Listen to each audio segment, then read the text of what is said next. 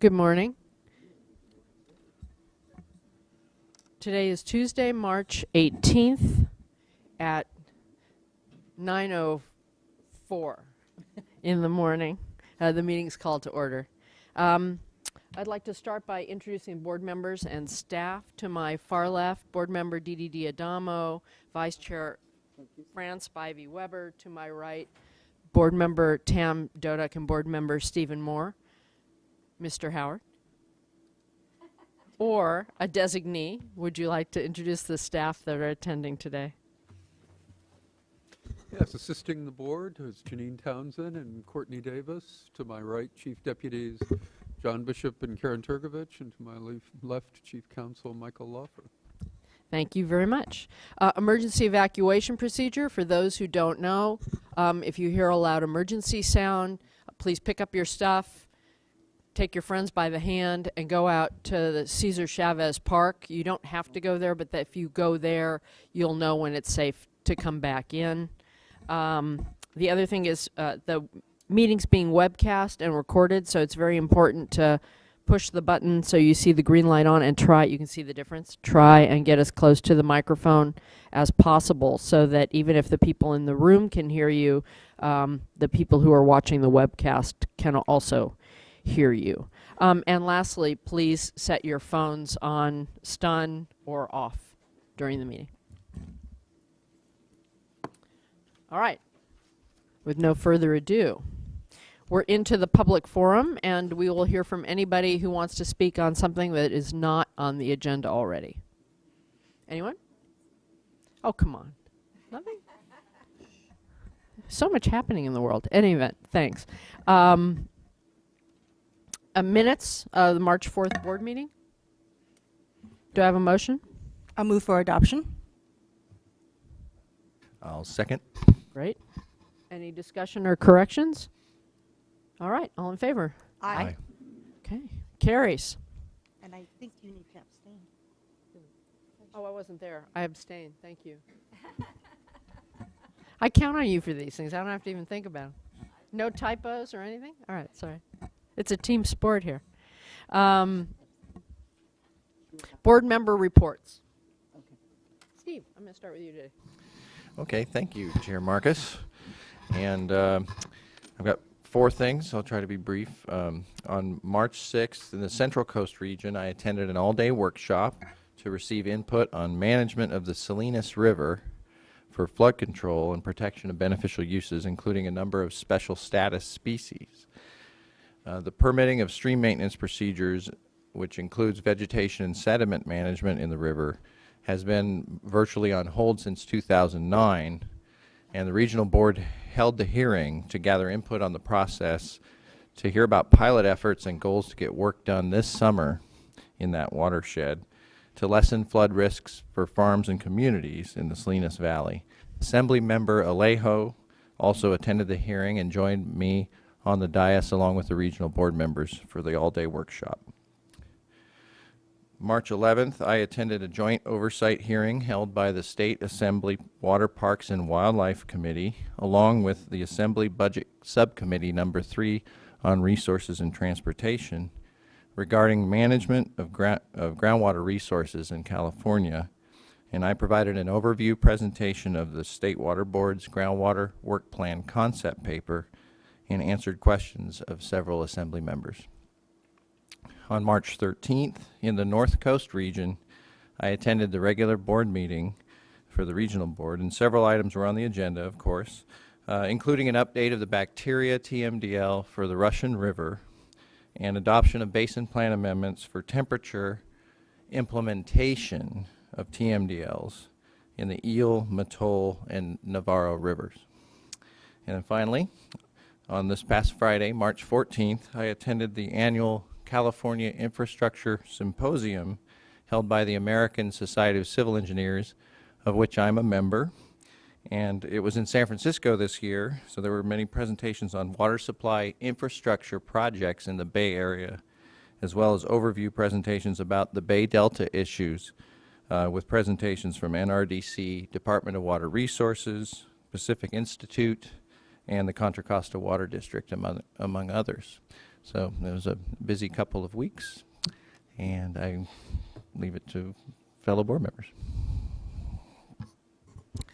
Thank you. And actually, not a report on a previous item, but an upcoming item, especially for Vice Chair Spivey Weber's information. On Thursday, the San Francisco Bay Regional Water Board staff is holding a training session for its staff on climate change. Max Gomberg from our staff has been helping them coordinate that event. I'm very impressed so far in terms of the agenda, the speakers, but what is really intriguing to me is the aim of the training session is at the end of the day, they're hoping to hold a working session to draft a fact sheet on activities that the water board, the regional water board, will undertake to address climate change in the San Francisco Bay Area. And it's something that I expect will be a great success, but I hope that might be replicated in other regions, and then together we could put together some kind of a water board document addressing this issue. I'll just respond briefly. This is the first regional board hearing on this, or workshop on this topic, and it's the first follow-up to our Water Quality Coordinating Committee meeting last October. And so I thank you for reminding me. I know Max is actually coming back from Italy to do this, so there you go. No, he's actually due back today, but that's a good suggestion, and if all of us can get the outcome from that workshop and make sure that our various and sundry regions know about it, and I think it's a fabulous follow-up.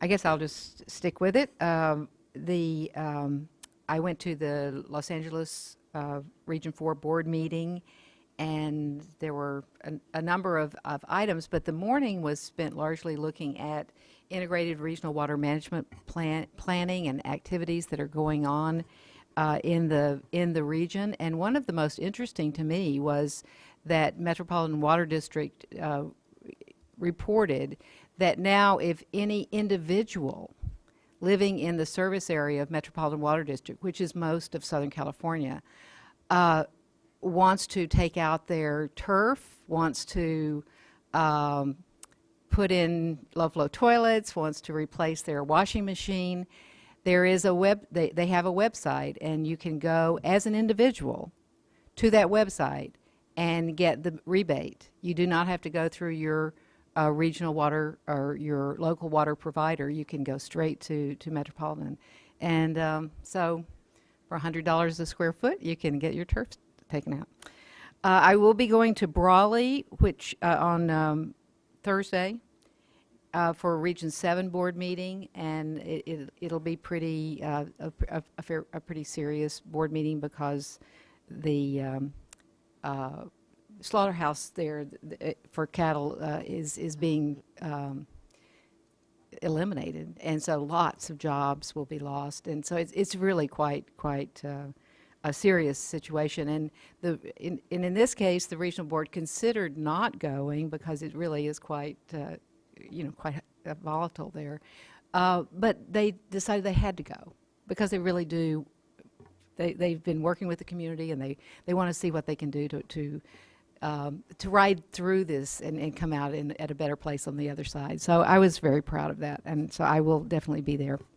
I met with the California Chamber Water Committee, and it was a very interesting discussion about what to do about drought and what to do about the bond, and no decisions were made. I was just there for presenting, and I met with I spoke to the mountain counties, and it's a joint meeting with Aqua's Region 3 region, and this last week, and it was again a huge crowd and lots of interest, and they appreciated sort of no games, just finding out what was going on, starting to figure out what they should do to prepare for the future. And I was very impressed with that. And finally, yesterday, I just sat in on a webcast of the California Energy Commission on their EPIC money. They have a huge amount of money for EPIC. It's the public. It's kind of a public goods charge change. They now call it EPIC. And there's going to be a fair amount of money for research and pilots on water energy. And I see Bobby in the room, and I know she's following this very carefully. But for those who are on webcast or for those who are in the room, there are some real opportunities to do pilots and research and testing for water and water energy. And so that would be wastewater as well as water supply. So I encourage you to go to the website of the CEC to look at what's there. Thank you. Okay, on the 4th of March, I participated in a panel at the U.S. Committee on Irrigation and Drainage, and the focus of this year's conference was on groundwater, but the panel that I was on, they wanted to talk about drought also, so that was really the main focus of the panel that I was on, along with groundwater and the Bay Delta Plan. On the 10th, last Monday, I attended the advisory committee for the expert panel. This advisory committee is open to all. So there was a good broad mix of folks there and a lot of interest in Darren Prohemus provided a presentation on sort of the irrigated lands program and where we are right now on queuing up questions for the expert panel. And the focus really is on getting information, nominations on potential individuals that could serve on the expert panel, and also really trying to hone in on the questions that will be asked of the expert panel, because as he indicated, oftentimes after the panels like this come back with a report, they are criticized for not having studied the right questions. So want to make sure that the right questions get asked from the start. And then last week, there were a number of ag organizations in town, and I spoke before two subcommittees for Western growers. They had their board meeting. I spoke before the Science and Technology Committee on nitrates, drinking water, talked about the expert panel.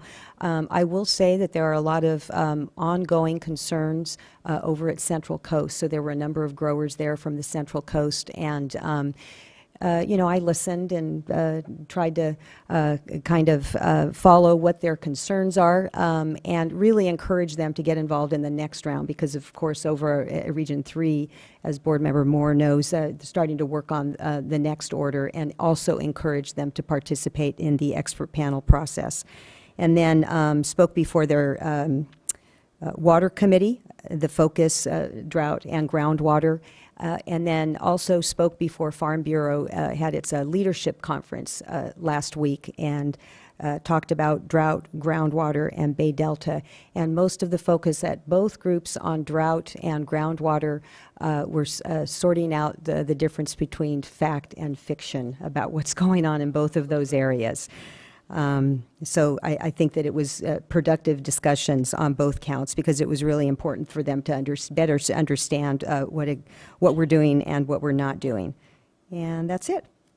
That's great. It's been very busy few weeks. Without going into it, it's been all drought all the time, except for drinking water and groundwater and a few other things. And I've been doing a lot of speaking meetings, as others have, meeting with various stakeholder groups primarily from agriculture, environmental community, and urban, to understand what our actions are during the drought, what our actions aren't during the drought, and people. It's been well received and important to do, and we all need to keep doing it. Liz and I had a chance also to go to the Water Reuse Conference yesterday and talk about the drinking water merger. She'll be on the agenda a little later to talk about that. We also both spoke to Aqua about that, and I spoke with them about groundwater. But those three, drought generally, the Water Action Plan, the Drinking Water Program merger, and groundwater, have been pretty much a constant, and I appreciate all the time my colleagues are also spending out meeting with people. And I think I'll just leave it at that for now, so we can get into the meat of the agenda. But I really do appreciate what everybody's doing.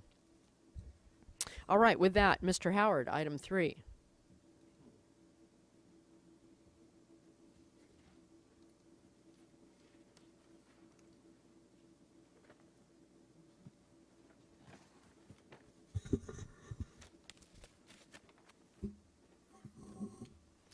Yes, this is actually a drought-related item dealing with funding for recycled water projects, and James Mon will introduce his staff. Yes, good morning, Chair Marcus and board members. My name is James Mon. I am the Assistant Deputy Director for the Division of Financial Assistance. The item before you today is a consideration of a resolution to provide financial incentives for near-term water recycling projects funded through the Clean Water State Revolving Fund. On January 17th, the Governor's Office issued a proclamation of state emergency and through a series of orders directed state officials to take all necessary actions to respond to our current drought conditions. In addition to the direction provided in the proclamation, staff is recommending that the State Water Board consider a funding incentive through the Clean Water State Revolving Fund for near-term recycled water projects to encourage reuse throughout the state. The state-funded recycled water projects offset or augment California fresh water supplies. To assess the level of funding incentive necessary to move projects to construction, staff collaborated with a group of water agencies and state organizations to survey the need of agencies with near-term recycled water projects. The survey established near-term projects as projects that could be constructed within 3 years of the drought proclamation. Utilizing the results and the respondents list from previous nationwide surveys conducted in October 2013, approximately 80 California agencies were polled in early February of this year. The responses indicated a significant financial need for projects that could offset or augment state water supplies. After evaluating the survey results and incorporating additional stakeholder outreach, at least 25 agencies are very likely to have recycled water projects that will provide a benefit within 3 years. These agencies report a total of 80,000 acre-feet per year that could be developed at a cost of $450 million if financial assistance in the form of 0 to 1% interest for 30-year term loans were available. The division, with general support by the collaborative partners, recommended reducing the interest rate as a proposed funding incentive. In general, a reduction from our current, and it just changed to 1.9%, to 0.5 for agencies that submitted complete applications by December 1st, 2014, but not to exceed $400 million, followed by a 1% interest rate for complete applications received by December 1st, 2015, not to exceed $200 million. Adding the financial needs identified in the survey with the level of agency interest identified through additional outreach and numerous inquiries received once the item was posted, staff are confident that a large demand exists that will compete for the funding incentive. In general, the state of California currently produces nearly 670,000 acre-feet per year of recycled water. The funding incentive proposed has the potential to increase annual statewide reuse by at least 10% and possibly 15%. Considering that 1 acre-feet provides enough water for 2 families, this funding incentive could support equivalent water needs for up to 200,000 California families. We received 16 comment letters in general support of the funding incentive. Specific comments encouraged a lower interest rate, longer funding window, and flexibility with other policy-level operations of the funding program. If the board would like, I can respond in general to these comments or wait until after the board has heard the verbal comments. I'd love you to give at least an initial Sure. where you came down in your recommendation and why, and Would then we'll be- listen to everyone and then come back. Be happy to do that. So one of the comments that came in that besides changing the rate and the time and so forth, specifically on the policy issues, was as general, the division has tried to have senior debt on most of our loans.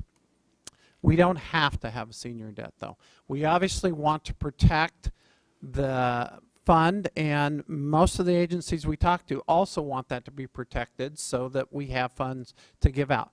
But we do have the flexibility within the policy, and we are using that currently to look at the financial viability of the organization we're dealing with and to adjust whether it's parity, senior debt type issues. So we are currently working on that. The other issue that the entities Jim, I'm raised. sorry, Jim, before Yeah, you move sure. on. So when you say we're currently working on it, what you're saying is this issue is being considered on a case-by-case basis in consideration of the applicant's credit history and other factors. Exactly. Thank you. The next one that was very common throughout it was the repayment schedule and structure. Now, the board will probably remember when we were having communities and economic distress and so forth, we adjusted schedules to assist communities that were in economic distress. US EPA does not require anything as far as the schedule being a set yearly annual payment. We just need to get all the money paid back within the term of the loan. We again will look at that on a case-by-case basis. Generally, we set a schedule that is amortized over the whole life of the loan. We understand and appreciate the arguments that the communities are making that with their debt, they might have bond debt that gets paid off in a couple of years, and they want to create kind of a neutral for their community as far as their rate structure. We can look at that. We can deal with that and work with them on that, but it'll be a case-by-case basis. We don't really want to set up a pattern where we have balloon payments, where we set up a structure where potentially it would put a community or a district in default. So that's why we tend to amortize it out over the life of the loan, but we certainly have the ability to look at it and have done that on a case-by-case basis. So we'll continue to do that. So let me, again, rephrase that. So Sure. what you're saying is that applicants do have the ability to come and request customization of the repayment schedule. Yes. Yeah, sure. Ms. Larson, I'm addressing your point. On the, I know that the EPA, the federal money has a Buy America component. It does. Is that- currently, and that just came in the latest CAP grant. Right. So is that something that is, that some agencies find difficult, or, and if so, what do you do in those situations? Currently, there is only 3 ways to get out of that. And I might have to have Christopher Stevens come up here and help me with that one. But my understanding of the 3 ways are if they show that the cost is significant, I think it's like a 20%, then they can opt out of it. If they show that there's not enough steel. It's the Buy America currently, Fran, is very specific to steel this time, and it's not as broad and general as the previous one. But I'm forgetting the third one, the waiver. Christopher here. Thank Christopher you, Stevens, Christopher. Supervising Engineer with the Division of Financial Assistance. So there are three types of waivers that an applicant can request from US EPA. Jim mentioned the cost. If it raises the cost by more than 25% for the project, if there's not adequate steel of a sufficient quantity, quality and quantity. And then the third is if it's not in the public interest. Very broad type of waiver request. To further answer that, and Christopher, while you're still here, it's our understanding that no one has applied at this point for any of those waivers. Isn't that correct? Or Yes, I'm not aware of any waiver requests at this point, but, it was only very recently, within the past month or so, that the grants were, We may be seeing those. that Congress approved the 2014 budget. And that is, we are still waiting from US EPA on their specific guidance on how to implement that requirement. So then the last item that I believe was fairly common throughout a number of the comment letters was asking that we refinance previous debt. We do allow that, and the board has approved that for disadvantaged communities. And we have used that to aid them to finance a project to improve water quality. So we can do it for disadvantaged communities. We don't generally do that for communities that have already gotten financing, gotten the project going. From a staff standpoint, we feel that's more a role that a bank would do in refinancing to bring in new customers, to get that interest rate, and we tend to look at our charge as improving water quality. And if they've already financed a project elsewhere, we feel, great, thank you for doing that. Water quality is improved. We have done it only in the case of disadvantaged communities, and we would not recommend making a change to refinance previous debt.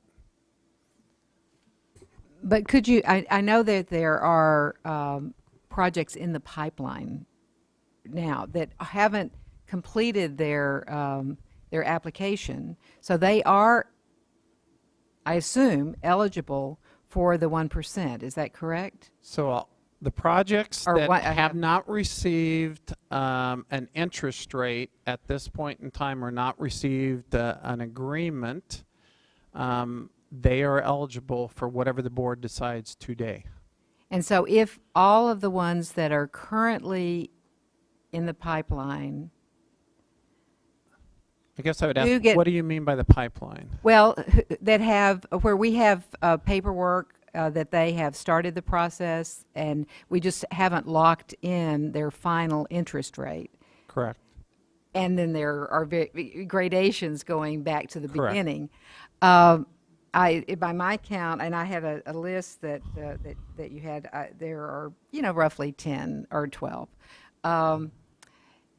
If those are funded at 0.5% versus 1%, what is the amount of money that would be available to others who may have shovel-ready projects but haven't sent in their first paperwork?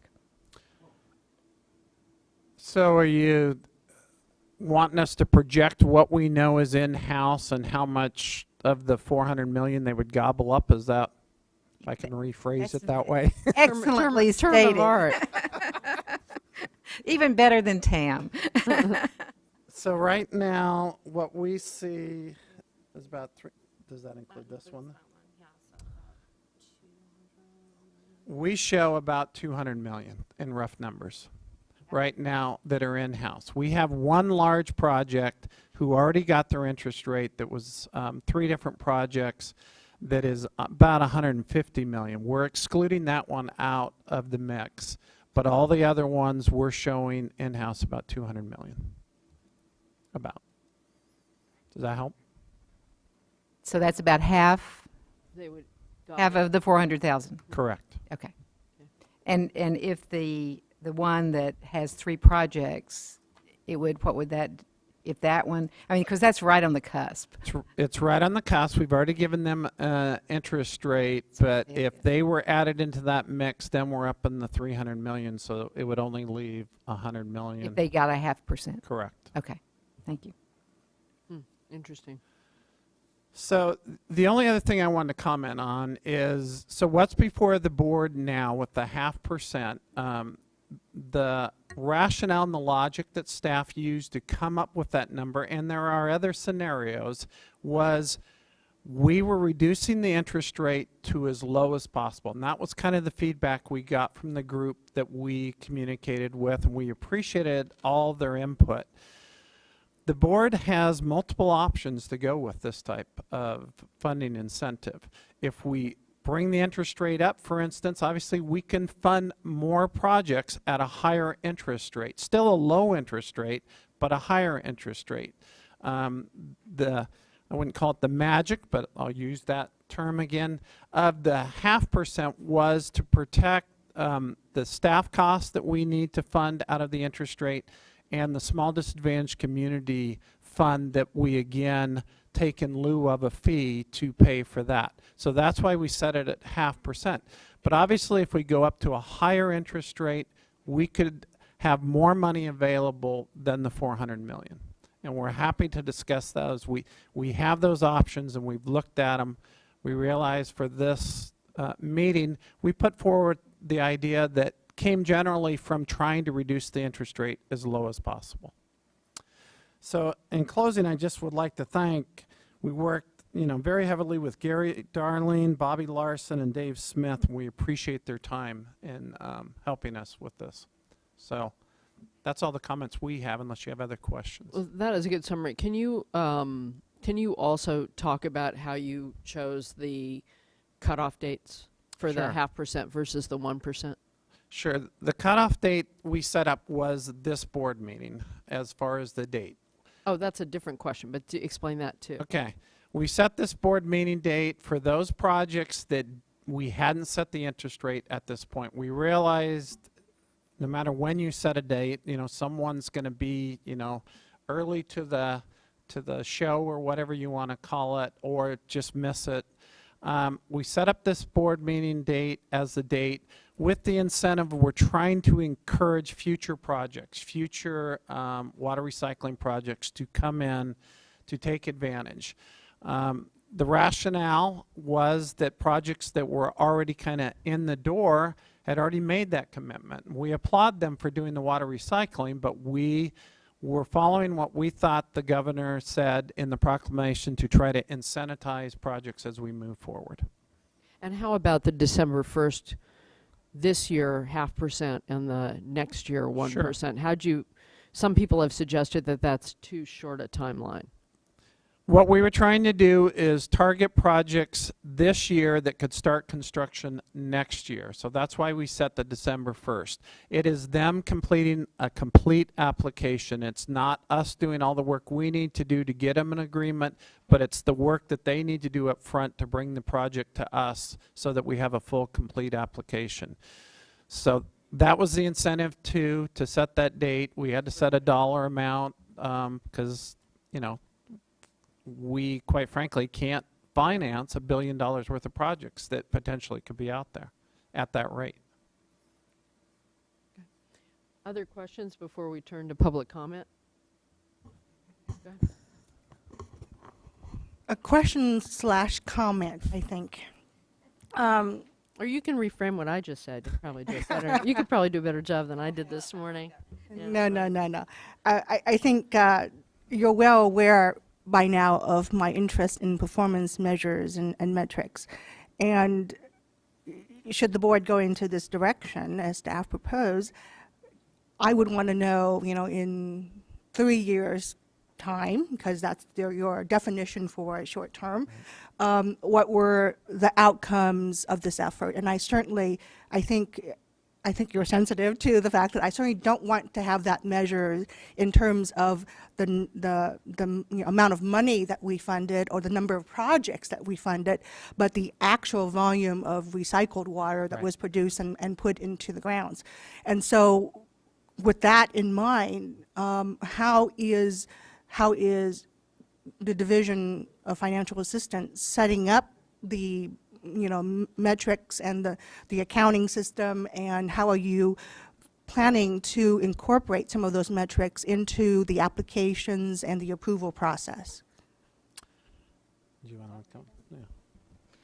Yes, good question, Tam. So those are metrics that we do already track as part of the projects. For example, if a project comes in for planning or they've already done planning through another process, when they come in to get an initial agreement for construction, we do some evaluation of how much water they intend to produce, and whether or not they have the user base to support that. That's a huge part of before we even do the commit. So we have that initial projection of acre feet, but we also have reporting requirements in place where we would be able to capture that metric, and it's a pretty measurable, very quantitative thing that won't be like we have to retool the program. We have an existing program. We've been actually doing the recycled water program for years and years, since 1971. So it's pretty well established. We have a lot of data already gathered, and we would propose to continue gathering that data moving forward. So given that the deadline is December, I would assume that sometime in the spring of next year, you would be able to come back to the board and give us a projection in terms of the projects that, you know, went through the process, and this is the you know, volume of recycled water that is in the pipeline, so to speak, and a geographic spread of where they are and where they'll intend to be used. Absolutely. I look forward to that report. I know, that was good. I have another question, particularly in terms of your evaluation of projects. Every project is unique, and every project has different source water, and the cost of dealing with your source water is huge. You can vary, can double your costs. Do you look at those kinds of engineering issues in making a determination about the feasibility of a project, particularly looking at source water, because nitrification, denitrification is such a big deal right now? Yes, we do, and that's part of the current program process as well. If we have a new request in-house, we find that about 25% of our planning applicants return for construction, so that's a real easy fit there, so that we've already done the planning with them. They have the feasibility study report, which we could then review, and we're already familiar with it. If they come to us from the outside, having already done their planning, we ask to review the feasibility study report. And that's really, at the end of the planning process, that's the product of it, and that's what we review to move forward to make a commitment for construction. And so in that would be the source water analysis. Yes, source water analysis in terms of the technical and water quality, but also in terms of economic analysis. There is a very detailed economic analysis that all these projects go through, because recycled water isn't just something to do as a hobby. It is really, there's a very specific, there's a specific application for it. You need to make sure you have the user base. You need to make sure that the technology you're doing isn't so cost prohibitive for the volume you're doing. So it is really something we want people to jump in with both feet, but we want them to do the good planning first. Great, Julie, I think you got quote of the day already. It's pretty early. That's good. Thank you. You've answered a lot of my questions. One thing is, if we go to table 1 in the staff summary sheet, the financing incentive that's being discussed, and you've have it stepwise, as we've discussed, the 0.5% until December 1st, 1.0. But then from further out in the future, it appears we're proposing a commitment to maintaining an ongoing financial incentive after December 1st, 2015. And that, you say, is the half of the bond rate, which you mentioned earlier today, currently is 1.9. 1.9, and that's what we offer now to all applicants. So if we were to approve the proposal, in theory, if that maintained at 1.9 in a couple of years, the ongoing incentive. Well, the ongoing incentive in a couple of years would be whatever the half the GEO-bond rate is then. So- It does change. Well, for instance, Of course. a couple of weeks ago it was 2.1. It just went down to 1.9, and it might go back up. It's whatever the GEO-bond rate is at the time. Right, and yeah, no promises, but the idea there is just that it's comparable to that second year. Correct. And when you've done your analysis in terms of what the fund can take in terms of volume and especially the overall cost, that seems like something that's viable going forward. Right. To staff. Yes. Another question about the deadline. So I get and I appreciate and I agree with, using this to incentivize projects that wouldn't have gotten in the ground otherwise. That is exactly what the governor directed us to do. What if, and so putting in the December 1st date for the lower interest rate is definitely an incentive. What's your thinking if we don't get 400 million worth by December 1st? Do you think we will? I think we will. Well, yeah, that's exactly what Well, Fran it asked. depends on how you What get we it, have yeah. now is about half of it in-house. So I think we will get it, but if we didn't, then we certainly could come back to the board and update, and you could make the decision whether we extend that further. I would say staff recommendation would probably be to extend it further, you know, thinking forward, because we want to incentivize it. We want to get projects there. We put the thresholds in to, well, we learned some things from ARA, quite frankly, where deadlines do help projects move forward. They sharpen the mind They do. in all sorts of ways. Yep. All right. So if I can just make a quick interjection here. So the 2015 IUP will come back to the board. We do that on a yearly basis, so we'll probably bring that back in September, October of this year. That'd probably be a good time to kind of assess where things are and if we need to make some adjustments. Right, we see how much money we have, we see what disadvantaged communities need, which is the top priority, and we manage it prudently, which you guys are awesome at, and that's why we have AAA. So, sorry, go ahead. Just one quick other question before we get to the public comments. Just to prove to staff that I actually do read what you write. I'm curious, how does this item help accomplish the goals 1 and 2 in our strategic plan? Your write-up says it help accomplishes goals 1 through 4. I can see the direct linkage to 3 and 4. How does this help support beneficial uses for impaired water bodies? And how does this improve groundwater quality?